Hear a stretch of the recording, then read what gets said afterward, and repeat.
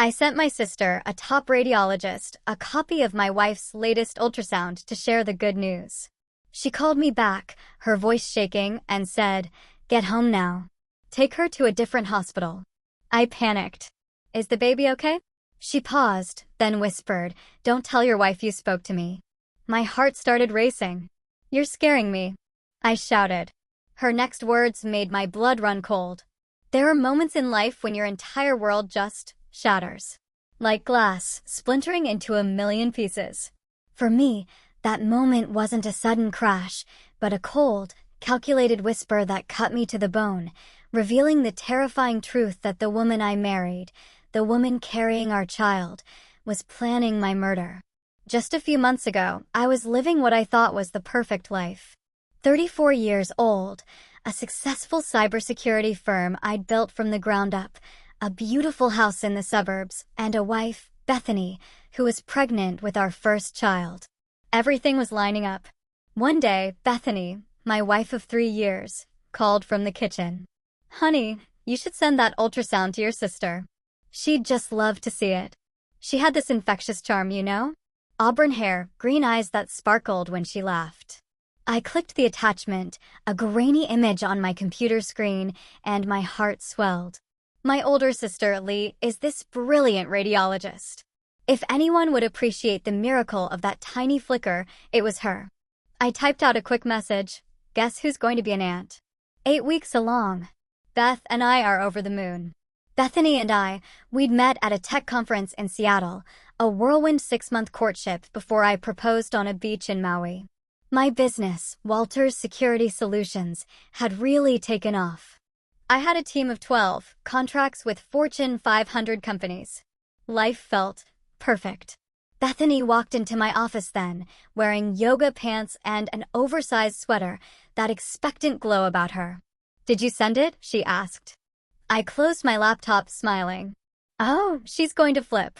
She's been bugging us about kids for 2 years." Bethany's smile didn't quite reach her eyes.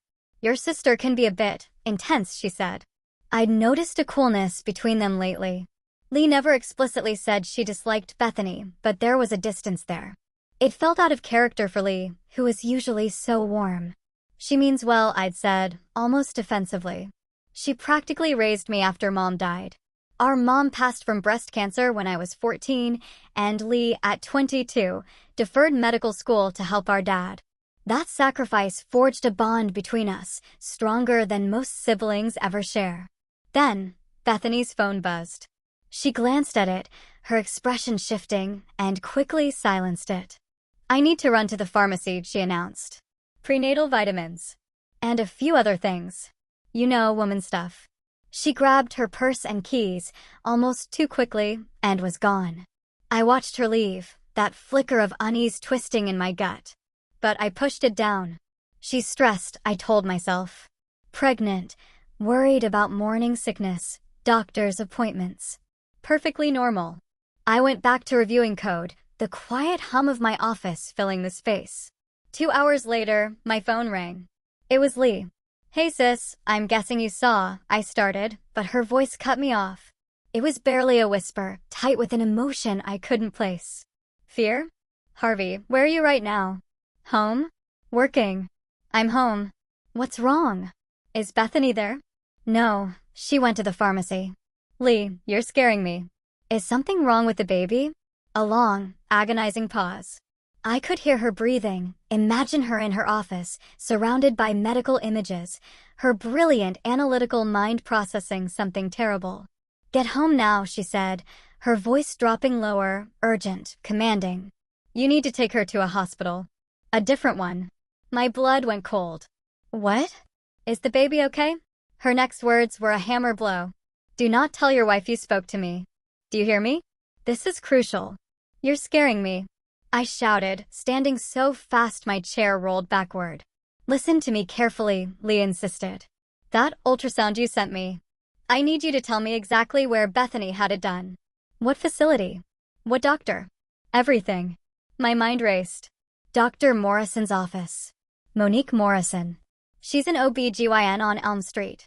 "Lee, please." "I know Morrison," she said, cutting me off again. We attended a conference last year. Harvey, I need you to trust me without asking questions right now. Can you do that? You're my sister. Of course. Get the original ultrasound image, not a photograph. The actual printout. Look at the bottom right corner. There should be a facility identifier code, a date stamp, and a patient ID number. Text me those numbers. Don't call. Text. Why? I demanded, my voice cracking. Because that image has been edited.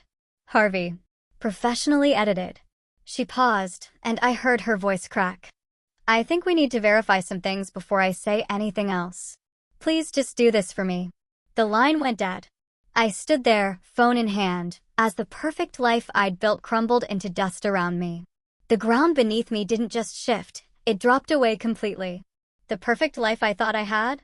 It was a meticulously crafted lie, and I was just the mark. My hands were shaking as I climbed the stairs to the master bedroom. Bethany kept important documents in her nightstand, insurance cards, appointment reminders, medical records. I'd never had a reason to look before. Trust had always been the foundation of our marriage. Or so I thought. The ultrasound printout was tucked into a folder simply labeled Baby. I pulled it out, my cybersecurity training kicking in as I examined it with new, terrified eyes. Standard thermal paper. An 8-week fetus, clearly visible. But what had Lee seen that I hadn't? I photographed the bottom corner. Facility code MHC 2891. Date stamp last Tuesday. Patient ID BW 447823. I texted the info to Lee, then sat on the edge of the bed, staring at the image. My mind spun through scenarios. A mistake? Glitchy equipment? Anything but what I was starting to dread. My phone buzzed. A text from Lee, give me 20 minutes. Don't confront her yet. I'm calling in a favor. 20 minutes felt like 20 hours. Then my phone rang again. Lee, tell me. I barked. I called Monique Morrison directly, she said, her voice now steady, professional. We're friendly enough that she took my call. Harvey, she has no patient named Bethany Walters in her system. She never has. The room tilted. I sat down hard on the bed. That patient ID number?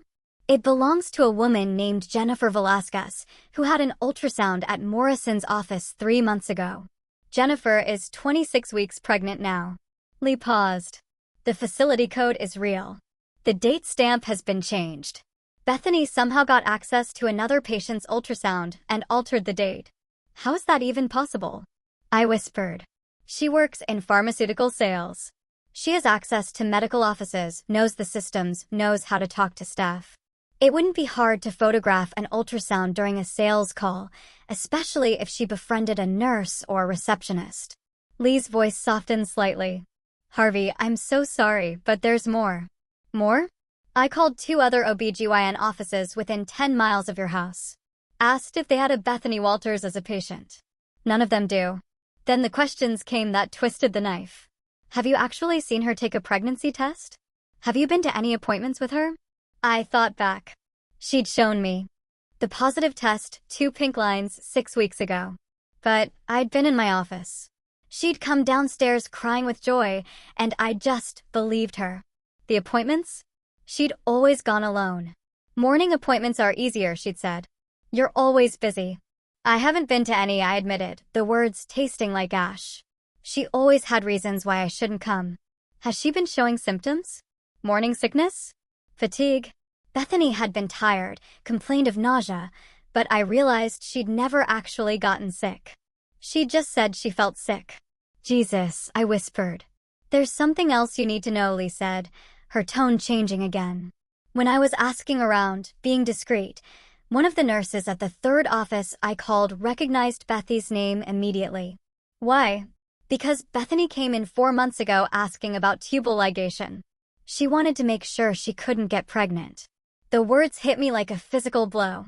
I stood up, needing to move, needing to do something with the icy rage building in my chest. Why would she do this? I demanded. Why fake a pregnancy? I don't know, Lee confessed. But Harvey, you need to be smart about this. Don't confront her yet. We need to figure out what her endgame is. I'll hire a private investigator, I said, my jaw clenched. No, Lee cut me off. You're a cybersecurity expert. You find digital dirt for a living. Use your skills. Check her phone records, her email, her bank accounts. Find out what she's planning before she knows you're onto her. I nodded, though she couldn't see me. My shock was crystallizing into something harder, colder. I'd built a career on uncovering vulnerabilities. It was time to turn those skills on my own wife. One more thing, Lee added, her voice serious. Be careful. People who orchestrate deceptions this elaborate usually have a bigger plan, and they usually don't work alone. After hanging up, I went to my office and locked the door. I pulled up my remote access software, the same tools I used for client security audits.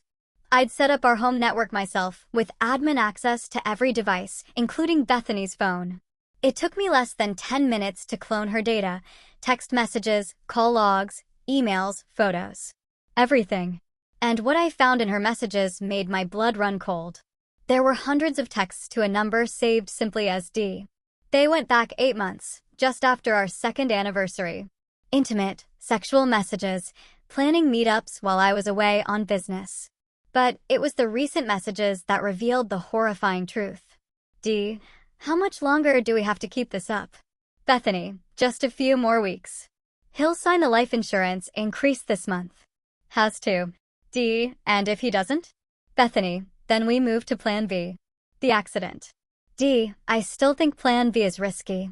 Bethany, $2 million isn't risky. It's worth it. Once he's gone, we're set for life. I sat back in my chair, mind reeling. She wasn't just faking a pregnancy. She was planning to kill me. I scrolled through more messages, piecing together the scheme. Bethany had convinced me to increase my life insurance policy 3 months ago, citing the baby's future. The new policy, for $2 million, was set to become active in 2 weeks. The accident messages were vague but chilling. Something about a hiking trip I'd planned for next month. Something about making it look natural. I opened the photos she'd exchanged with Dee. My stomach turned. The man was Dean Mann, a personal trainer at Bethany's gym. Younger, muscular, with a cocky grin that made me want to punch him. More searching revealed financial records, a separate bank account I didn't know about, small deposits adding up. She'd been skimming from our joint account for months. My mind shifted from shock to cold calculation. Lee was right. I needed to be smart. Going to the police now? It would be my word against hers. The insurance policy wasn't active. The accident texts were vague. No, I needed more. I needed to catch them in the act, document everything, build a case so airtight that Bethany and Dean would never see freedom again. And if I was going to do this, I was going to do it my way. I pulled up a blank document and started typing. I was a security expert. I knew how to find vulnerabilities, how to exploit them, how to set a trap. By the time Bethany came home 2 hours later, I had already begun laying the groundwork for their destruction. The betrayal was a deep, festering wound, but it didn't paralyze me. It hardened me. I wasn't just fighting for my life. I was meticulously crafting their downfall, piece by agonizing piece. Bethany walked in, shopping bags in hand, her smile bright and innocent. Sorry I took so long, she chirped. Ran into an old friend at the pharmacy. I looked up from my laptop, forcing a smile that felt like a mask glued to my face. No problem. How are you feeling? Tired, she sighed, placing a hand on her stomach, a gesture I now recognized as pure theater. The baby's really taking it out of me. I think I'll lie down for a bit. Good idea, I said, the words tasting like ash. You need rest. After she went upstairs, I plunged back into my research. Dean Mann, 28 years old. I found his record, a DUI, a dismissed assault charge from a bar fight. Nothing major, but it painted a picture of poor impulse control and a taste for easy money. He'd worked at 3 different gyms in 5 years, always moving on. I cross-referenced dates with Bethany's calendar. She'd started at his current gym 9 months ago. The affair had begun shortly after. But there was more. Social media posts showed Dean with expensive watches, designer clothes, sports betting wins. He lived beyond his means. He was exactly the kind of person who'd agree to a murder-for-money plot. My phone buzzed. A text from an unknown number. This is Vernon Hancock. Lee gave me your number. I understand you need discreet assistance. Vernon Hancock. The name rang a bell. A quick search revealed him, a retired FBI agent, now running a private investigation firm. Lee had promised to connect me with someone trustworthy. I called the number. Vernon answered on the first ring. Mr. Walters, your sister explained the situation in general terms. I'm very sorry. Vernon's voice was gravelly, authoritative. She mentioned you might need help documenting evidence. I'm a cybersecurity consultant, I stated, my voice tight. I can handle the digital side, but I need someone who can do physical surveillance without being detected, and I need it done legally enough that it can be used in court. I can do that. What's your timeline? I explained everything, the fake pregnancy, the life insurance policy, the planned accident. Vernon listened without interrupting, occasionally making notes. $2 million motive, clear conspiracy, premeditation. You've got the beginnings of a solid case, he finally said. But you're right to want more. We need them on record discussing specific plans. Audio, video, if possible. I can install monitoring software on her phone remotely, I offered. But I need to be careful about admissibility. Let me worry about admissibility, Vernon replied. You focus on gathering evidence through legal means. Anything you can access as the homeowner, the joint account holder, the husband. I'll handle the external surveillance. He paused. There's something you should know, though. Cases like this, where someone's planning your murder, time is critical. If they sense you're onto them, they might accelerate their plans. The insurance policy activates in 12 days, I said, my voice cold. I don't think they'll move before then unless they get spooked. Be careful, Mr. Walters. Play the loving husband. Don't give them any reason to suspect. After hanging up, I spent an hour setting up monitoring protocols, a keylogger on Bethany's laptop, alerts for specific keywords in her messages, a secure server to store all the evidence. Then I did what I'd learned from years of cybersecurity work. I looked for the pattern behind the pattern. Bethany wasn't smart enough to plan this alone. She was organized, sure, but this level of deception required someone with experience. The fake ultrasound, the careful timing, the insurance scheme, it all suggested someone had done this before. I dug deeper into Dean Mann's history, his previous relationships. It took 2 hours, but I found it. 5 years ago, Dean had briefly dated a woman named Trudy Kane in Phoenix. She'd been married at the time. 6 months after the affair began, Trudy's husband, a wealthy real estate developer, died in a boating accident. The insurance payout, $1.5 million. The investigation had ruled it accidental, but I found archived news articles, forum posts, where the husband's family had raised questions. The case went cold, and Trudy eventually married Dean. They divorced 2 years later, with Trudy keeping most of the money. The pieces clicked into place with a sickening thud. Dean had done this before. He'd helped a married woman kill her husband for insurance money. Now he was doing it again with Bethany. But this time, I wasn't going to end up at the bottom of a lake. I picked up my phone and called Vernon. I need you to look into a woman named Trudy Kane in Phoenix. I think our friend Dean has done this before. On it, Vernon said. In the meantime, I'll start surveillance tomorrow. I've got a female operative who can join Peak Fitness. Get close to Dean. See what he says when he thinks no one important is listening. Perfect. And Vernon, I added, my voice hardening, I want to know every detail of their plan. Not so I can avoid it. So I can turn it against them. That night, I lay in bed next to Bethany, listening to her breathe. She was curled against me, her hand resting on my chest, playing the role of devoted, pregnant wife. I thought about our wedding day, the vows we'd exchanged. Had any of it been real? Or had she been planning this from the start? My phone buzzed. A message from Vernon. Found something interesting about Trudy Kane. She's broke. Declared bankruptcy last year. Dean took her for almost everything in the divorce. I smiled in the darkness. So Dean had a pattern. Seduce married women, help them kill their husbands, take the insurance money, then disappear. He was a professional. But I had something Dean and Bethany didn't expect. I had Lee's warning. I had time to prepare. And I had skills they couldn't match. As Bethany slept beside me, dreaming of her $2 million payday, I began planning their nightmare. The trap was set. Now I just needed to bait it perfectly. The mask of the loving husband was heavy, but I wore it well. Every smile I faked, every kind word I uttered, was another thread in the web I was weaving around them. They thought they were hunting me, but I was leading them straight into my own, perfectly engineered ambush. For the next 3 days, I played the part of the perfect husband. Every morning, a kiss goodbye, I love you. Every evening, how was your day? How's the baby? And every spare moment, I was gathering evidence.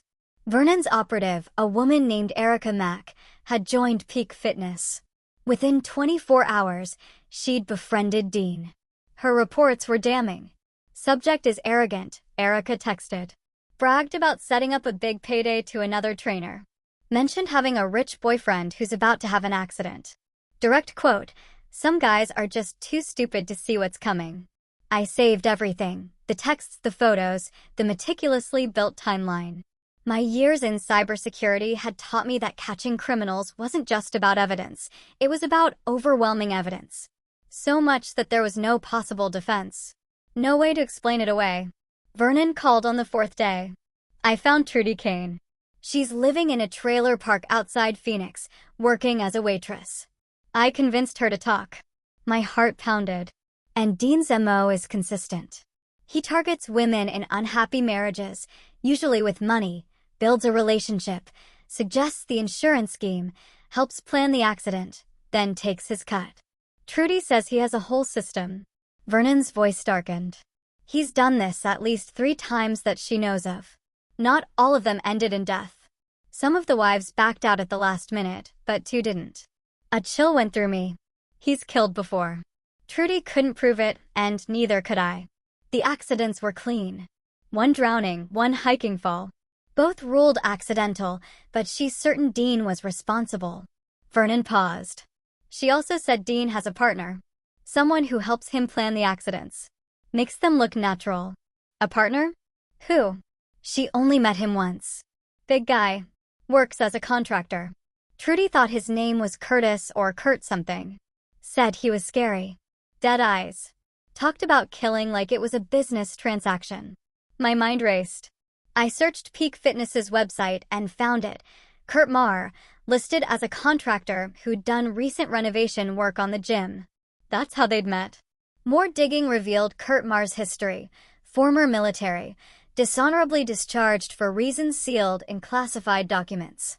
Several restraining orders from ex-girlfriends. A pattern of violence barely concealed beneath a veneer of respectability. So, it wasn't just Bethany and Dean. There was a third conspirator, someone who knew how to kill and make it look accidental. I called Vernon. I found the partner. Kurt Marr. Former military, violent history. We need surveillance on him, too. Already on it, Vernon replied. I pulled his work records.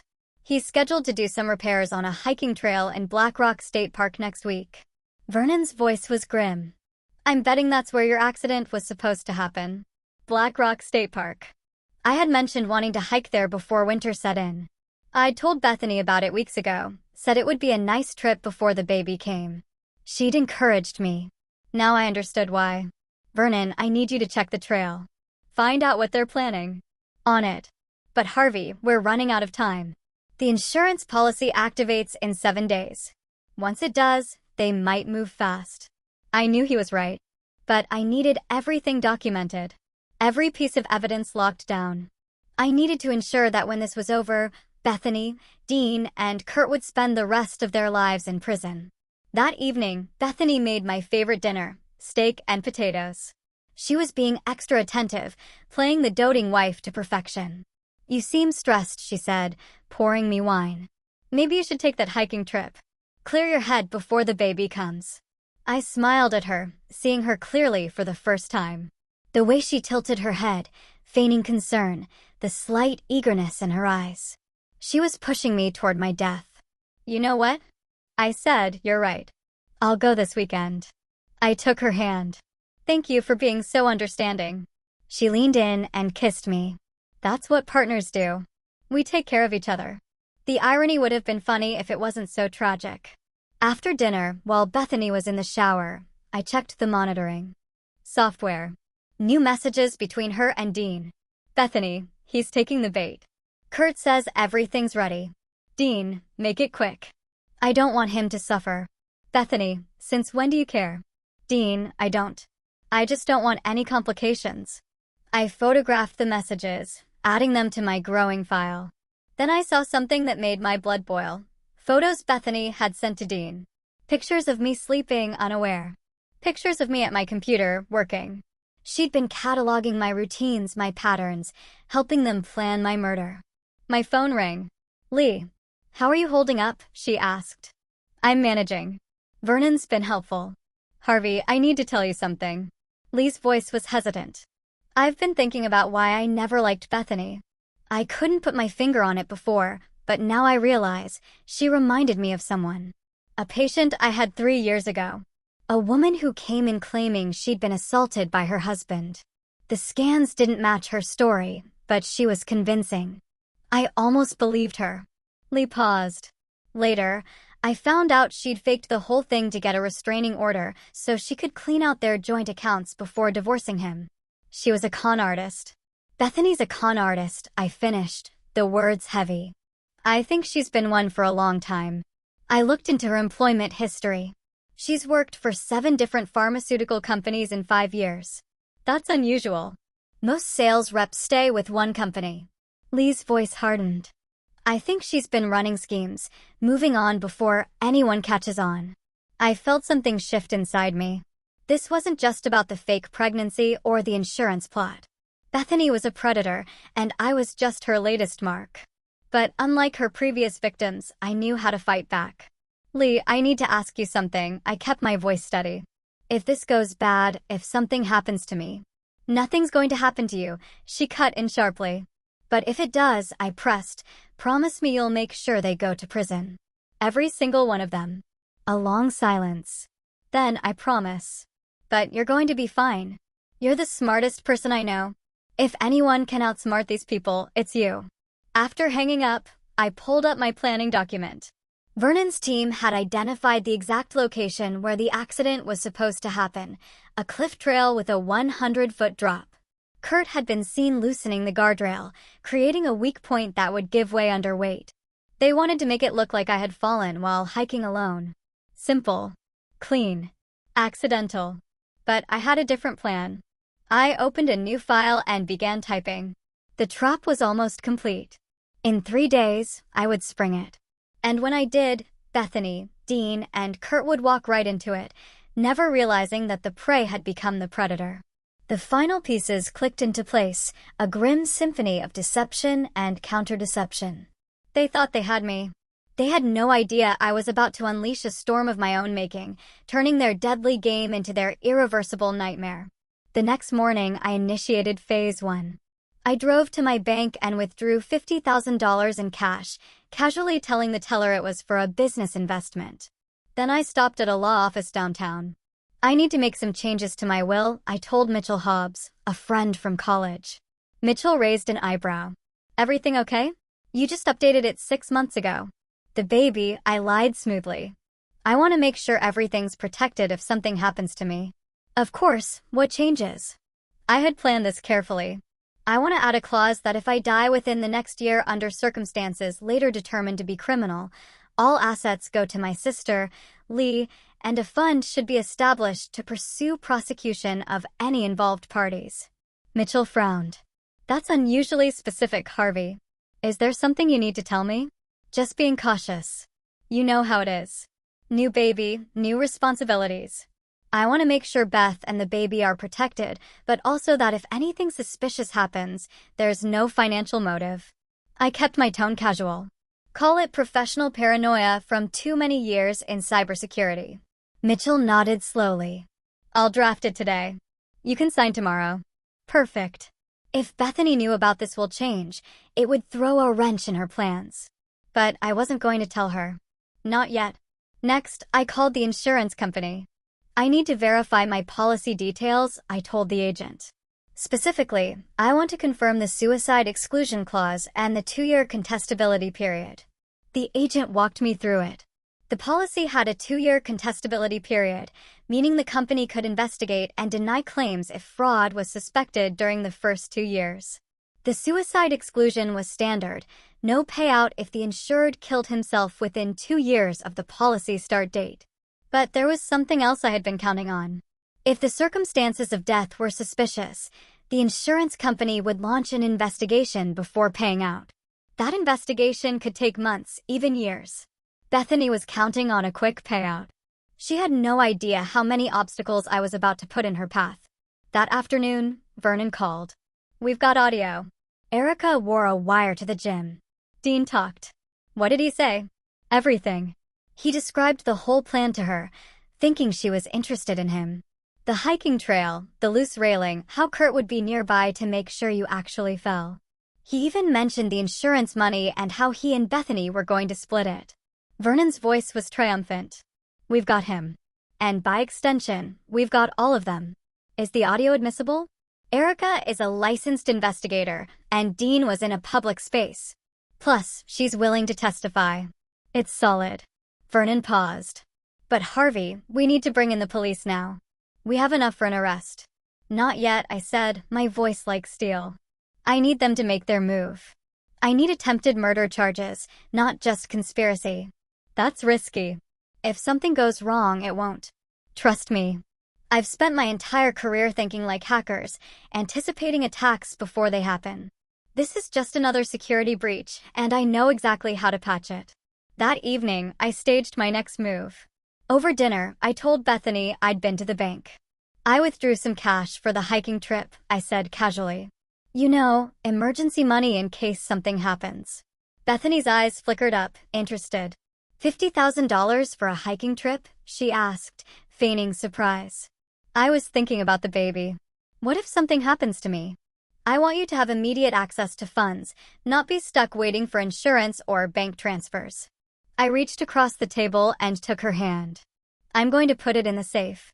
The combination is our anniversary, 08272022. I watched her process this information. Saw the wheels turning. $50,000 in cash, easily accessible, on top of the $2 million insurance. I was sweetening the pot, making the risk even more worthwhile. "That's very thoughtful," Bethany said, her voice soft. "But I'm sure you'll be fine.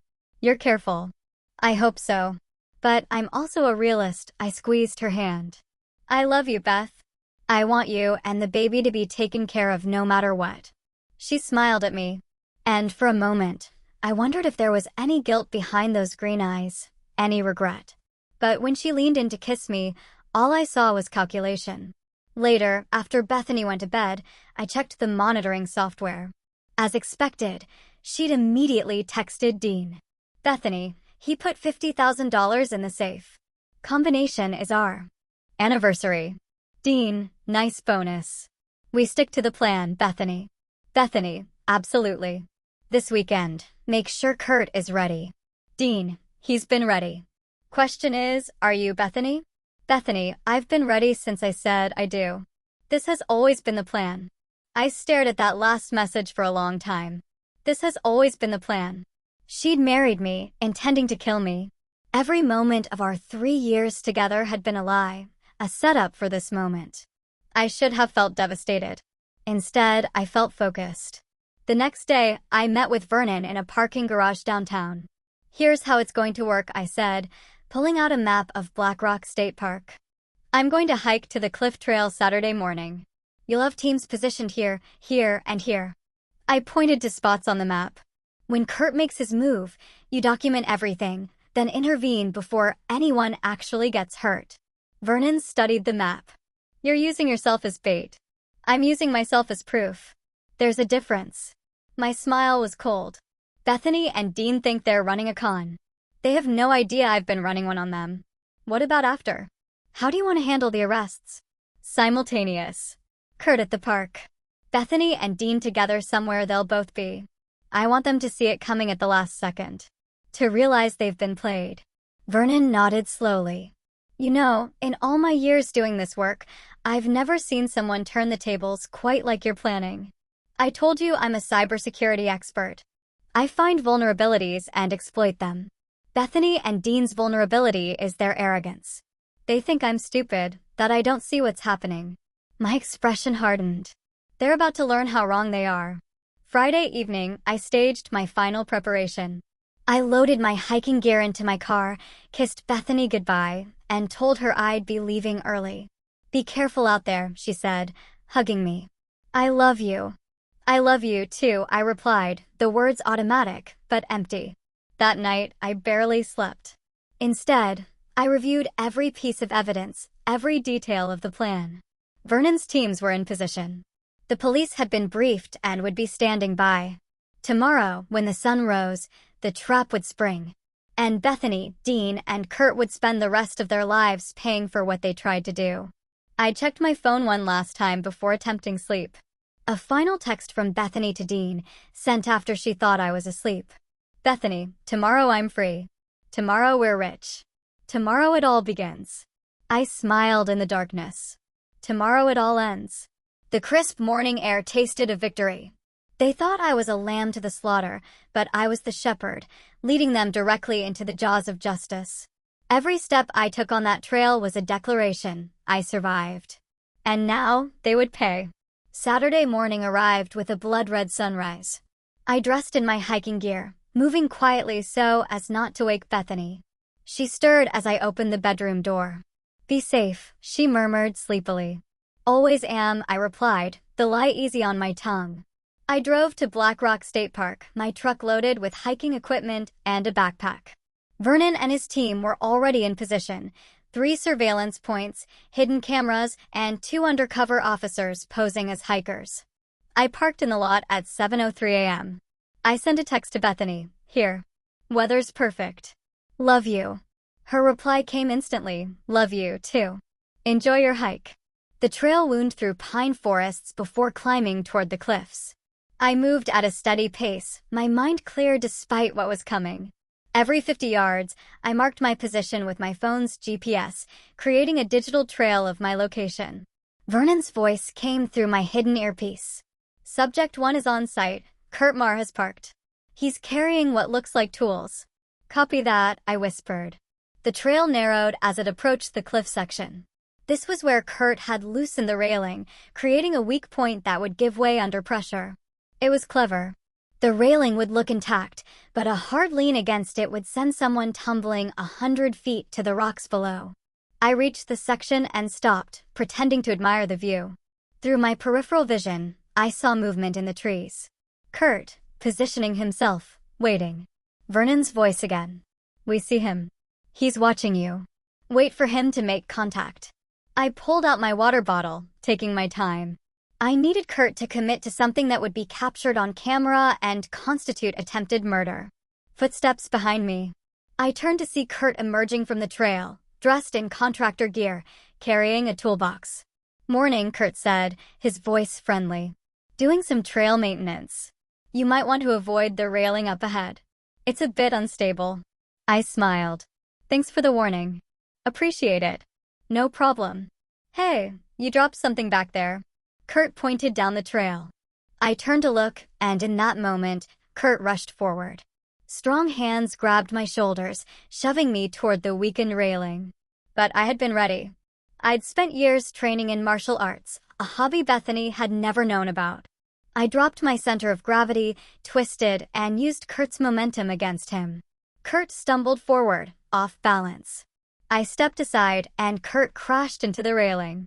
The wood splintered with a sharp crack. For a moment, Kurt teetered on the edge, arms windmilling. I could have let him fall. Part of me wanted to. Instead, I grabbed Kurt's jacket and hauled him back from the edge. "Got you," I said coldly. Vernon's team burst from the trees, weapons drawn. "Freeze." Hands where I can see them. Kurt's face went white. "What the hell?" "You're under arrest for attempted murder," Vernon said, pulling out handcuffs. "You have the right to remain silent." I stepped back, pulling out my phone. I called Lee. "It's done. Phase 1 complete." "Are you okay?" she asked, frantic. "I'm fine. Better than fine." I looked at Kurt, now being led away in handcuffs. 1 down, 2 to go. Meanwhile, across town, Bethany met Dean at a cafe they'd used before for their secret meetings. She was nervous, checking her phone constantly. "Relax," Dean said, sipping his coffee, his voice oozing confidence. "Kurt knows what he's doing. By noon, Harvey will be just another tragic hiking accident, and we'll be in the clear." "I can't help it," Bethany fretted. "I keep thinking something will go wrong." "Nothing's going wrong. We've planned this perfectly." Dean reached across the table and took her hand. "In a few hours, you're going to be a grieving widow. Then, after a respectful waiting period, you and I ride off into the sunset with $2 million. Bethany smiled, relaxing slightly. "You really think it's that easy?" "It's always been that easy. Trust me, I've done." The cafe door opened. Detective Eric Torres walked in, followed by 3 uniformed officers. Dean saw them first. His face went pale. "We need to leave now." But it was too late. Detective Torres approached their table, badge out. "Bethany Walters. Dean Mann. You're both under arrest for conspiracy to commit murder." Bethany's coffee cup slipped from her hand, shattering on the floor. "What?" "No, there must be some mistake." "No mistake, ma'am. We've been listening to your conversations for the past week. We have text messages, recorded conversations, and as of 30 minutes ago, we have attempted murder on camera." Torres nodded to the officers who moved forward with handcuffs. "You have the right to remain silent." Dean lunged from his chair, trying to run, but an officer tackled him before he made it 3 steps. Bethany sat frozen, her mind clearly racing, trying to understand how this had happened. "Where's my husband?" she asked, her voice small. "Is Harvey?" "Your husband is fine," Torres said coldly. "Better than you're going to be for a very long time." As they led Bethany and Dean out in handcuffs, I pulled up across the street in my truck. I'd driven straight from the park, wanting to see this moment. Through the cafe window, Bethany's eyes met mine. For just a second, the mask fell away. No more fake smiles. No more loving wife act. Just pure rage and disbelief that she'd been caught. I raised my phone and took a picture. Then I drove away, leaving my wife in the hands of the police. That evening, I sat in my living room with Lee and Vernon, reviewing everything that had happened. "Kurt's already talking," Vernon reported, trying to cut a deal. "He's given us details on 3 previous accidents he helped Dean arrange. 2 of them were ruled natural deaths at the time. The families are being contacted." "And Bethany?" Lee asked. "She's not talking." Lawyered up immediately. Vernon shook his head. "But it doesn't matter. We have text messages showing premeditation, recorded conversations, the fake ultrasound, the fake pregnancy, and attempted murder on camera. The DA says it's the most airtight case he's seen in years." I leaned back, feeling the weight of the past week settling on me. "How long until trial?" 6 months, maybe. But with this much evidence, they'll probably take a plea deal." Vernon stood. "I'll leave you 2 alone. Harvey, you did good work. Not many people could have handled this the way you did." After Vernon left, Lee moved to sit beside me. "How are you really doing?" "Honestly? I don't know." I stared at my hands. 3 years of my life were a lie. I thought I knew her. I thought we were building something real. "She was a con artist, a predator," Lee said gently. "This isn't about you being fooled. It's about her being convincing." "I know. Intellectually, I know that." I looked at my sister. "But it still hurts." "And the baby. God, I wanted that baby to be real. I was excited about being a father." Lee put her arm around me. "You're going to get through this. And someday, you'll find someone real, someone who deserves you. But first, you need to heal." I nodded. "Thank you for warning me. If you hadn't caught that fake ultrasound, you're my brother. I'll always have your back." Lee squeezed my shoulder. "Always." Later that night, alone in the house that felt both familiar and foreign now, I walked through the rooms, seeing them with new eyes. This was supposed to be where I'd raise my child, where I'd grow old with Bethany. Instead, it was a crime scene, a monument to lies. I found the ultrasound picture in Bethany's nightstand, the fake image that had started everything. I stared at it for a long moment, then tore it in half. Tomorrow, I'd start the process of rebuilding. I'd file for divorce. I'd sell the house. I'd move forward. But tonight, I allowed myself to grieve. Not for Bethany, but for the life I'd thought I was building. The future that had never really existed. My phone buzzed. A text from an unknown number. "This is Jennifer Velasquez. The police told me my ultrasound was stolen and used in a crime. I just wanted to say I'm sorry that happened and I hope you're okay. My baby boy is healthy. I hope that brings you some comfort." I stared at the message for a long time. Then I replied, "Thank you. That does help. Take care of him." I looked around the empty house one last time, then turned off the lights and went upstairs. Tomorrow would be the first day of the rest of my life. And unlike Bethany, Dean, and Kurt, I'd face it as a free man. The trap had worked perfectly.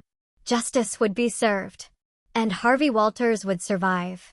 They tried to erase me, to steal my future, but I refused to be a victim. I rebuilt, not just my life, but a new version of myself, stronger, wiser, and ready to face whatever came next. This wasn't just survival, it was absolute triumph. The next 8 weeks were a whirlwind: legal proceedings, media attention, and slowly, painstakingly, rebuilding a life that had been demolished. I threw myself into work, taking on 3 new, high-profile clients who'd heard my story and wanted someone who understood deception at a fundamental level. The trial date was set for early December. Lori Casey, the sharp DA handling my case, called me weekly with updates. "Dean Man is trying to flip on Bethany," she told me during one call. "Says it was all her idea, that she manipulated him. Is that going to work?" I asked, my voice flat. "Not with the evidence we have. The text messages show it was collaborative. Besides, we found evidence Dean did this with at least 2 other women. The Phoenix police are reopening cases now." Lori's voice was filled with satisfaction. "They're all going down, Harvey. All 3 of them. But I wanted more than just prison sentences. I wanted them to understand what they'd tried to take from me." Vernon helped arrange a meeting with Kurt Marr's attorney. Kurt had accepted a plea deal, 20 years in exchange for testimony against Bethany and Dean. I stood in the prison visiting room, separated from Kurt by bulletproof glass. The big man looked smaller now, diminished in his orange jumpsuit. "Why?" I asked him, my voice controlled. We'd never even met. "Why did you try to kill me?" Kurt stared at me for a long moment. "Money, that's all. Dean offered me 50 grand to make it look like an accident. I've done it before. It's just business. Just business." I repeated, my jaw tight. "You were going to murder me, destroy my family, traumatize everyone who cared about me for $50,000? You don't understand," Kurt said, leaning forward. "When you've done it as many times as I have, it stops being about people. It's just a job." "I'm sorry," he added, almost as an afterthought. "For what it's worth." "It's worth nothing," I said coldly. "You're going to spend 20 years in a cage. I hope every single day feels like an eternity." I left without looking back. Dean Man refused to meet with me, but his lawyer made it clear that Dean was terrified. The evidence against him was overwhelming. 2 of his previous girlfriends had come forward with stories of him suggesting insurance schemes. One had even recorded him talking about how easy it was to fake accidents. "He's looking at life without parole," Lori told me. "Murder for hire, conspiracy, pattern of criminal behavior. The judge is going to throw the book at him." But it was Bethany that I needed to confront. I waited until the week before trial. Then I sent word through Lori that I wanted a meeting. Bethany's attorney initially refused, but Bethany herself agreed. We met in a conference room at the county jail. She wore an orange jumpsuit, her auburn hair pulled back in a simple ponytail. No makeup. She looked years older than the woman I'd married. "Hello, Harvey," she said when the guard brought her in. "Bethany," I replied, keeping my voice neutral. We sat across from each other, her attorney beside her, the silence stretching between us. "I wanted to see you face to face," I began. "I wanted to understand. Was any of it real? The wedding, the marriage, anything?" Bethany looked at me for a long moment. Then she sighed. "Do you really want the truth?" "Yes." "No. None of it was real." She leaned back in her chair. "I saw you at that conference. Saw the expensive watch. The confident way you talked about your business. I did my research. Successful company, no family except a sister, no children. You were perfect. Perfect for what? For exactly this. You were my retirement plan, Harvey. 2 years of marriage, then the baby angle, then the insurance, then the accident. Her voice was matter-of-fact, as if discussing a business proposal. I've been doing this since I was 23. You would have been my fourth. I felt something cold settle in my chest. Fourth? You've done this before. 3 times. 2 succeeded. 1 backed out at the last minute. The successful ones netted me about 4 million total. She shrugged. But I spent it badly.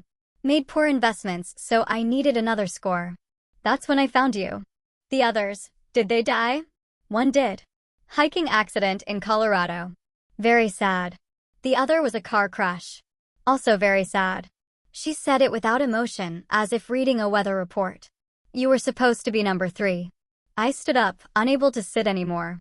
How do you live with yourself? Easily. Men like you. Successful, smart, but lonely. You're not hard to find. You want to believe you found love, found the one. So you ignore red flags. Ignore your instincts. Bethany's smile was bitter. Your sister saw through me immediately, you know? I could tell. But you didn't listen to her because you wanted the fantasy. So, this is my fault. No, it's just how the world works. Predators and prey. I'm a predator, Harvey. I was born this way. You were prey. She leaned forward.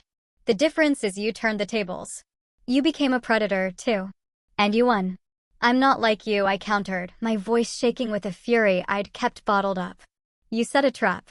You manipulated us. You used us exactly like we were trying to use you. Bethany's eyes were hard. The only difference is your trap worked and ours didn't. I stood silent, processing her words. Was she right? Had I become like them in stopping them? No, I said finally. The difference is I was protecting myself from people trying to kill me. You were trying to murder an innocent man for money. Don't try to make us equivalent. Believe what you want. Bethany sat back. I'm going to prison for the rest of my life. You get to walk free. You won. Congratulations. I studied her, looking for any sign of remorse, any hint of the woman I thought I loved. But there was nothing. She was exactly what she'd always been, a predator who'd simply been caught. I want you to know something, I said quietly. Every day you spend in prison. Every morning you wake up in a cell. Every night you go to sleep on that uncomfortable mattress. I want you to remember that you did this to yourself. You chose this. And you deserved it. I turned to leave. But Bethany's voice stopped me. Harvey, for what it's worth, you were one of the good ones. In another life, if I'd been a different person, I might have actually loved you. I looked back at her. But you're not a different person. And you never will be. I walked out, leaving her behind. The trial lasted 3 weeks. The evidence was overwhelming.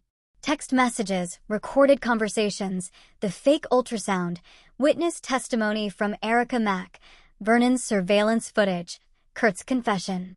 Dean Mann's defense tried to argue he'd been manipulated by Bethany, but the evidence of his previous crimes destroyed that narrative. His pattern was clear. He was a serial accomplice to murder-for-hire schemes. Bethany's defense tried to argue she'd never intended to go through with it, that it was all fantasy role-play with Dean.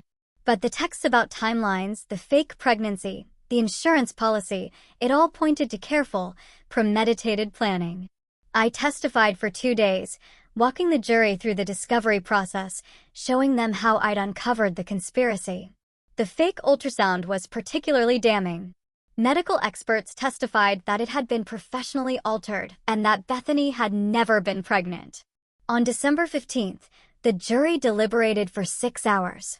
I sat in the courtroom, Lee beside me, as the jury filed back in. On the charge of conspiracy to commit murder, how do you find the defendant Bethany Walters? Guilty. On the charge of fraud? Guilty. On the charge of attempted murder? Guilty. The verdicts came one after another, each one another nail in Bethany's coffin. She sat motionless as they were read, her face blank. Dean Mann's verdicts were equally damning. Guilty on all counts. At sentencing 3 weeks later, Judge Owen Peterson showed no mercy. Mrs. Walters, you orchestrated a scheme of breathtaking cruelty, the judge stated, his voice resonating through the courtroom. You didn't just plot to kill your husband. You made him love you first. You made him trust you, believe he was starting a family with you, all while planning his death. This court finds your actions to be among the most calculating and heartless I have encountered. He sentenced Bethany to life without possibility of parole. Dean Mann received the same sentence, with an additional 20 years for his previous crimes. As the bailiffs led them away, Bethany looked at me one last time. No smile, no anger, just emptiness. I felt nothing but relief. That evening, I had dinner with Lee at our favorite restaurant. It's over, Lee said, raising her wine glass. It's really over. It is. I clinked my glass against hers. Thank you for everything. If you hadn't caught that fake ultrasound, you would have figured it out eventually. You're too smart not to. Lee smiled. I'm proud of you, little brother. You could have fallen apart. Instead, you fought back. I didn't have a choice. Yes, you did. A lot of people would have just reported it to the police and hoped for the best. You took control. You gathered evidence, built a case, made sure they couldn't escape justice. Lee's eyes were warm. That takes courage. I thought about Bethany's words in the jail. You became a predator, too. Maybe she'd been right in a way. I'd used my skills, my intelligence, my ability to think like my enemies, to trap them. But I'd done it to survive, to ensure justice. That made all the difference. What now? Lee asked. What's next for Harvey Walters? I looked out the window at the city lights. I'm selling the house. Too many bad memories. I'm thinking about moving to Boston, actually. Be closer to you.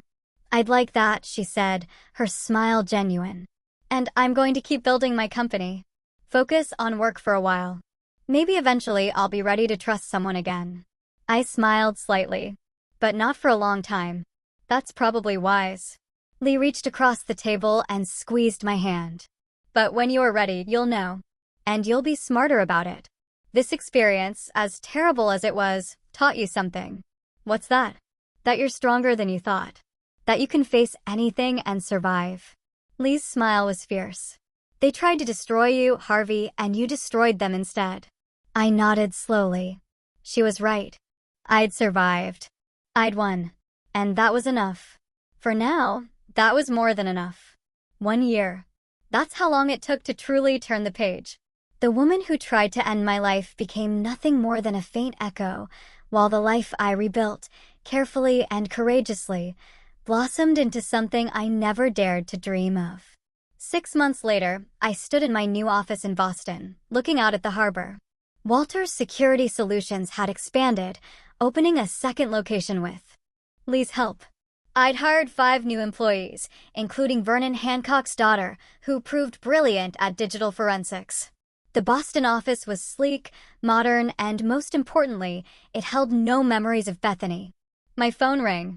It was Lori Casey, the DA. Harvey, I wanted to give you an update. Remember how I said we were investigating Dean Mann's other victims? I remember. We've got justice for 2 of them. The families of the men who died in Colorado and Phoenix are pursuing wrongful death civil suits against Dean's estate. Not that there's much money there, but it's something. Lori paused. We also found 2 other women he was working with. Both are in custody now. Your case opened up a whole network we didn't know existed. I felt a wave of satisfaction. Good. They all deserve to face consequences. There's more. Bethany's been getting letters in prison. We've been monitoring them. Turns out she had a mentor, an older woman, who taught her the con. The FBI is investigating now. How deep does this go? Deeper than we thought. There might be a whole group of women running this kind of scheme. Lori's voice hardened. But because of you, we're shutting it down. You didn't just save yourself, Harvey. You saved future victims. After the call, I sat at my desk, processing the information. What I thought was a personal betrayal had been part of something larger, a network of predators targeting vulnerable men. But I'd stopped it. Or at least, I'd started the process of stopping it. My intercom buzzed. Mr. Walters, you have a visitor. Says she knew your wife. I frowned. Send her in. A woman in her 40s entered, well-dressed, with dark hair and nervous eyes. Mr. Walters, I'm Teresa Bolton. I need to talk to you about Bethany. I gestured to a chair. What about her? Teresa sat down, wringing her hands. I'm her half-sister. We have the same mother. I didn't know about what she was doing until I saw the trial on the news. She looked up, tears in her eyes.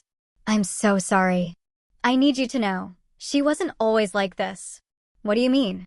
Our mother. She was like Bethany, a con artist, a grifter. She married 5 times, each husband wealthier than the last. She taught Bethany everything. How to read men, how to manipulate them, how to get what she wanted. Teresa wiped her eyes. I refused to learn. I left home at 18 and never looked back. But Bethany, she embraced it. I leaned back in my chair. Why are you telling me this? Because I want you to know it wasn't your fault. You couldn't have seen it coming. Bethany spent her whole life learning how to be convincing. She practiced on our stepfathers, on family, friends, on anyone she could. Teresa's voice broke. I tried to reach out to her over the years. Try to get her to leave that life. She wouldn't listen. I appreciate you telling me, I said quietly. But it doesn't change what she did. I know. I'm not asking you to forgive her. She deserves everything she got. Teresa stood. I just wanted you to know that there are people in her family who are horrified by what she did and who think you're incredibly brave for fighting back the way you did. After Teresa left, I sat alone in my office, thinking about the cycle of predation. Bethany had been taught to be a predator by her mother. How many others were out there, learning the same skills, targeting the same kinds of victims? But I'd broken that cycle, at least in my own life. And in doing so, I'd helped break it for others. My phone buzzed with a text from Lee. Dinner tonight. I have someone I want you to meet. I smiled despite myself. My sister had been trying to set me up for months, despite my protests. But maybe it was time.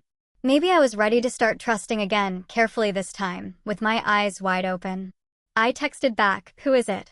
Lee, a friend from the hospital. She's a cardiac surgeon, divorced, no criminal record. I checked. And she thinks your story is impressive rather than scary. I laughed. You ran a background check on your friend? Lee, after what happened with Bethany. You're damn right I did. She's clean. Plus, she's funny and she makes the best lasagna I've ever had. I thought about it for a moment, then replied, okay, but just dinner. No promises. Lee, that's all I'm asking. 7 p.m. at Giacomo's. Don't be late. That evening, I arrived at the restaurant to find Lee already seated with a woman about my age. She had dark blonde hair, a warm smile, and laugh lines around her eyes. Harvey, this is Dr. Roxanne Murphy. Roxy, my baby brother, Harvey. Roxanne stood and shook my hand. Her grip was firm, confident. Nice to meet you. Lee told me a lot about you. All good things, I hope, I said, sitting down. Well, she mentioned you almost got murdered by your ex-wife, but you outsmarted her and sent her to prison for life. Roxanne's smile was bright.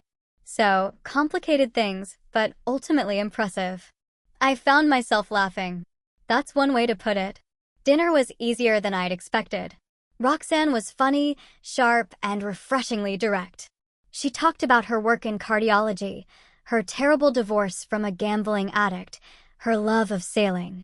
Lee told me you're in cybersecurity, Roxanne said over dessert. That must be interesting work. It is. I basically get paid to think like criminals and find vulnerabilities before they can be exploited. Kind of like what you did with your ex-wife. I paused, then nodded. Exactly like that, actually. I saw the vulnerability in their plan and exploited it. Good for you. Roxanne's expression was serious. A lot of people would have just been victims. You refused to be. We talked for another hour, and when the evening ended, I found myself not wanting it to end. I'd like to do this again, I said as we stood outside the restaurant. I'd like that, too, Roxanne smiled. But fair warning, I'm going to be cautious. My ex really did a number on me. I understand completely. I'm going to be cautious, too. Good. Then we'll be cautiously optimistic together. She squeezed my hand. Good night, Harvey. As I drove home, I felt something I hadn't felt in a long time. Hope. I'd been through hell. I'd faced betrayal, deception, and an attempt on my life. But I'd survived. I'd won. And now, slowly, carefully, I was building a new life. One based on truth instead of lies, on genuine connection instead of manipulation. It wouldn't be easy. The scars from Bethany's betrayal would take years to fully heal. I'd probably always be a little guarded, a little suspicious. But I was alive. I was free. And I had a future. That was more than enough. My past tried to bury me, but I emerged, not just alive, but thriving. I wasn't defined by the betrayal. I was defined by the unwavering strength it took to conquer it, to rebuild, and to find genuine happiness. That truly was my ultimate victory. 1 year later, I stood in my Boston office, preparing for the biggest presentation of my career. The FBI had hired Walters Security Solutions to develop training materials on digital evidence gathering in domestic conspiracy cases. My experience with Bethany's case had become the foundation for new protocols. "You ready?" Vernon Hancock asked, walking in. The former FBI agent had joined my company as head of investigations, bringing decades of experience to the team. "I think so. It's surreal. Turning the worst experience of my life into something that might help others. That's how we heal," Vernon said, a knowing look in his eyes. "We take the pain and transform it into something meaningful." The presentation went well. I walked the FBI team through every step of my investigation, from the moment Lee identified the fake ultrasound to the final arrests. I showed them the digital forensics techniques I'd used, the evidence-gathering protocols, the coordination with law enforcement. When I finished, the lead agent, a woman named Candy McKinney, stood and applauded. "Mr. Walters, this is exactly what we need. We're seeing an increase in domestic conspiracy cases involving insurance fraud. Your protocols could save lives." After the meeting, I checked my phone. A text from Roxanne. "How did the presentation go?" Harvey, "Great. Want to celebrate tonight?" Roxanne, "Always. Your place or mine?" Harvey, "Mine. I'll cook." Over the past year, my relationship with Roxanne had developed slowly, carefully. We'd both been burned before. Both carried scars. But we'd built something real, a partnership based on honesty, trust, and genuine affection. Last month, Roxanne had met my colleagues and impressed everyone with her quick wit and intelligence. She'd met Lee dozens of times, the two women forming a close friendship. And yesterday, Roxanne had asked me to meet her teenage daughter from her previous marriage. It felt like progress. Like healing. That evening, as I prepared dinner in my apartment, my phone rang. Unknown number. "Hello, Mr. Walters. This is Officer Frank Stevenson from Phoenix PD. I'm calling about Bethany Walters." My stomach dropped. "What about her?" "There's been an incident. She was attacked in prison yesterday by another inmate. She's in critical condition." I set down my knife, processing this. Is she going to survive? Too early to tell. The inmate who attacked her was apparently one of Dean Mann's previous victims' relatives. Somehow got herself arrested and placed in the same facility. Officer Stevenson paused. "I wanted to give you a heads up in case the media contacts you. Thank you for letting me know." After hanging up, I stood in my kitchen, feeling nothing. Not satisfaction, not sadness, not anger. Just emptiness. Bethany had tried to kill me.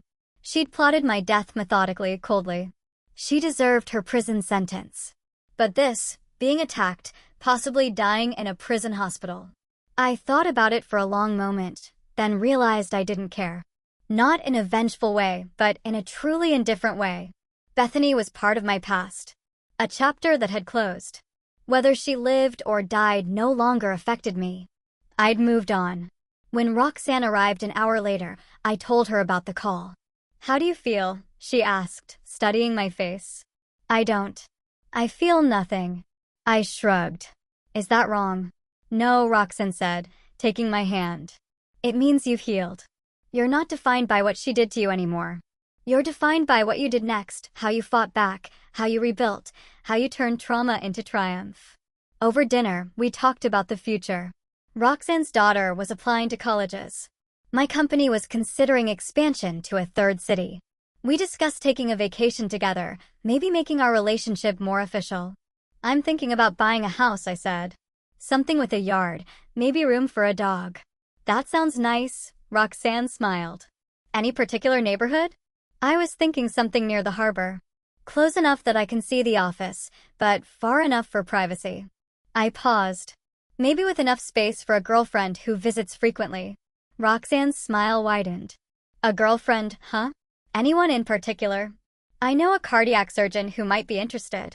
I think she'd be very interested. Roxanne leaned across the table and kissed me. In fact, I think she's falling in love with you.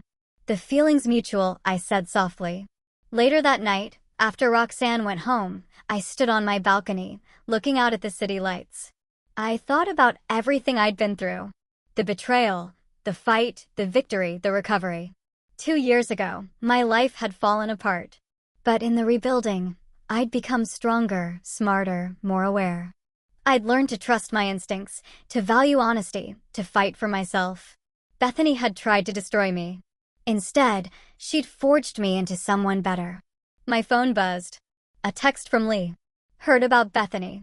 You okay, Harvey? Harvey, I'm great. Better than great. I'm happy, Lee. Lee, good. That's the best revenge. Living well. I smiled. My sister was right. I'd won not just by sending Bethany to prison, but by refusing to let her actions define me. I'd rebuilt my life, found love again, turned trauma into purpose. I was happy, genuinely, deeply happy. And that was the ultimate victory. 3 months later, I received a letter from the prison. Bethany had survived the attack, but was permanently disabled. She'd be spending the rest of her life in a wheelchair in a prison medical facility. I read the letter once, then threw it away. I had better things to think about, like the ring I bought last week, sitting in my desk drawer, waiting for the right moment to give to Roxanne. Like the new contract with Homeland Security, using my protocols to train agents nationwide. Like the house I was closing on next month for bedrooms, a yard, ocean views. Bethany Walters was a ghost, a memory that grew fainter with each passing day. Harvey Walters was alive, thriving, and building a future worth living. The trap had sprung perfectly. Justice had been served. And I had won in every way that mattered. As I walked into my office that morning, Vernon greeted me with a smile.